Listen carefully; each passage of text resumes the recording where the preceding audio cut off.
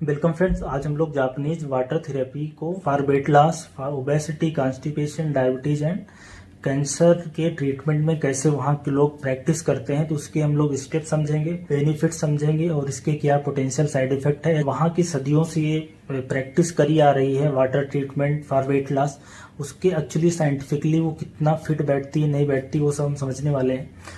तो जापान में काफ़ी सालों से ज़्यादा पानी पी के वजन कम करने की परंपरा चली आ रही है। उससे वहाँ के लोगों में ये बिलीव है कि कॉन्स्टिपेशन रिलीव होता है, ओबेसिटी कम होती है, डायबिटीज कम होता है, कैंसर भी क्योर करने की वो बोलते हैं कि इससे कैंसर भी क्योर होता है। उसके पीछे का साइंस ये है, ज़्यादा पानी पिया जाए या गर्म पानी पिया जाए तो शरीर की बहुत सारे जो आर्गन है वो अच्छे से काम करते हैं, डाइजेशन इम्प्रूवमेंट होता है, किडनी अच्छे से काम करती है, शरीर हाइड्रेटेड रहती है। और दूसरा क्लेम ये है कि अगर ठंडा पानी पिया जाए तो जो चर्बी है वो सॉलिडिफाई हो जाती है पेट के अंदर, वो अच्छे से यूटिलाइज नहीं होती है एज ए एनर्जी सोर्स। तो ये वाला जो पॉइंट है वो तो साइंटिफिकली गलत साबित हो चुका है कि पानी पीने से चर्बी का सॉलिडिफाई होने से कोई संबंध नहीं है, क्योंकि जो फैट है, जो चर्बी है, वाटर में इनसॉल्युबल है, वो सॉल्युबल नहीं है। राइट, पानी पीने से शरीर के अंदर ओवरऑल डाइजेशन ठीक होता है, मेटाबॉलिज्म बूस्ट होता है, टॉक्सिन्स निकलते हैं, हाइड्रेट होता है शरीर, तो एनर्जेटिक रहता है। ये सारी चीजें साइंटिफिकली प्रूवन है, कुछ कुछ बेनिफिट्स हैं। राइट, तो सबसे पहले इसके स्टेप देखते हैं कि कैसे इसको परफॉर्म करते हैं। सबसे पहले मॉर्निंग में उठते ही बिना कुछ खाए पिए 160 ml वाटर, या तो रूम टेम्परेचर पे हो या थोड़ा गर्म है, उसको पीना है और 45 मिनट तक वेट करना। उसके बाद ही कुछ चीज़ें खानी है, और जो भी चीज़ें दिन में हमें खानी है वो 15 मिनट के अंदर खानी है। खाने पे कोई विशेष लिमिटेशन नहीं है, जो जो चीज़ें हैं वो खाई जा सकती हैं, पर सारी 15 मिनट में खानी है। और खाने के बीच में कम से कम 2 घंटे का अंतराल है कि इम्पॉर्टेंट ये भी नियम है उसका। और एक इम्पॉर्टेंट नियम ये भी फॉलो करना है कि जब भी खाना खाना उसके 45 मिनट पहले, 30 से 45 मिनट पहले कम से कम 2 ग्लास पानी पीना है।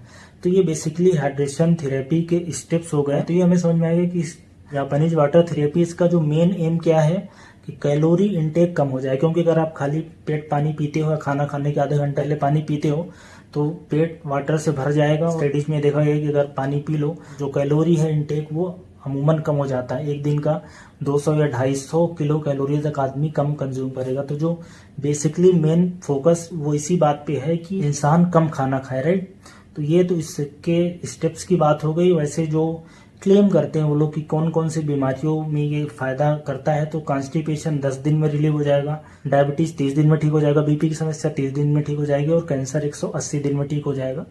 रिसर्च में हालांकि ये बातें साबित नहीं हुई हैं कि कैंसर और डायबिटीज हाइड्रेशन थेरेपी से, जापानीज हाइड्रेशन थेरेपी से ठीक होता है।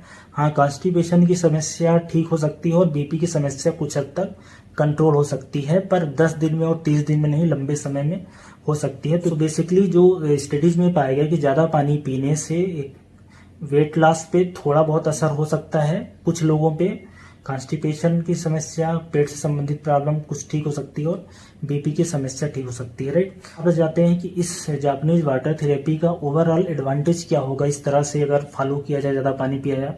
तो जो सबसे बड़ा एडवांटेज ये है कि हाइड्रेट रहने से एक तो लो कैलोरी पे आदमी हो जाता है, मतलब वो खाना कम खा पाता है क्योंकि उसको खाना खाने की जो विंडो है, टाइम, वो 15 मिनट का ही मिला है। और दूसरा, खाना खाने से पहले पानी पी रहा है, तो ओवरऑल जो कैलोरी का इंटेक कम होने से मोटापा कम हो जाता है, वेट उसका ऑटोमेटिकली कम करने में मदद मिलती है। और इसी तरीके से जो पेट संबंधी प्रॉब्लम होती है, डाइजेशन की समस्या है, कब्ज की समस्या है, गैस बनने की समस्या है, उसमें भी आराम मिलता है। पानी पीने से ओवरऑल शरीर हाइड्रेट रहता है, तो जो शरीर के दूसरे फंक्शनिंग जैसे ब्रेन की फंक्शनिंग है वो अच्छी रहेगी, जो किडनी टॉक्सिन्स को एक्सक्रीट करती है वो अच्छे से अपना काम कर पाएगी, टेम्परेचर रेगुलेशन बॉडी का अच्छा रहेगा, बॉडी का होमोस्टेसिस अच्छा रहेगा, बीपी रेगुलेशन अच्छा रहेगा। तो पानी पीने के एडवांटेज होते हैं। और एडिक्वेट अमाउंट में पानी पीने से जो फैट बर्निंग कैपेसिटी है, बेसिकली जो एनर्जी का यूटिलाइजेशन है, जो बेसल मेटाबॉलिक रेट है, वो भी चीज़ें बढ़ जाती हैं। तो थोड़ा सा जो थर्मोजेनेसिस है वो भी बढ़ती है और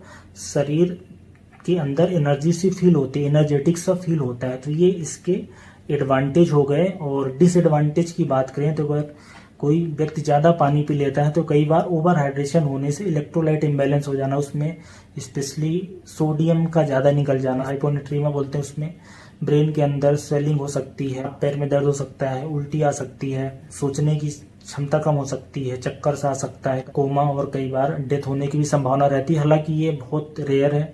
जो हेल्दी व्यक्ति, ऐसे व्यक्ति जिसकी किडनी काम कर रही है, तो किडनी 1 घंटे में लगभग 1 लीटर तक पानी को फिल्टर कर सकती है। अगर 1 घंटे में कोई 1 लीटर ज़्यादा पानी पी रहा है और उसकी किडनी कंप्रोमाइज है या हार्ट कंप्रोमाइज है, किडनी काम नहीं कर रही है किसी वजह से, या हार्ट काम नहीं कर रहा है, या जो लंबे दूरी के एथलीट्स होते हैं उसके शरीर में भी ऐसा बदलाव आ जाता है, ऐसे लोग जो किसी तरह की ड्रग्स लेते हैं उनमें ऐसे बदलाव रहता है कि उनको वाटर इंटॉक्सिकेशन हो सकती है। ये कुछ रिस्क हैं जापानीज वाटर ट्रीटमेंट के, और कुछ बेनिफिट्स थे। Benefits basically constipation, weight loss, BP control, यही 3 होते हैं। तो आई होप आपको जापानीज वाटर ट्रीटमेंट के मेरिट्स, डिमेरिट्स, कैसे स्टेप्स करना है, क्या फ़ायदा है, ये सब समझ गए हों।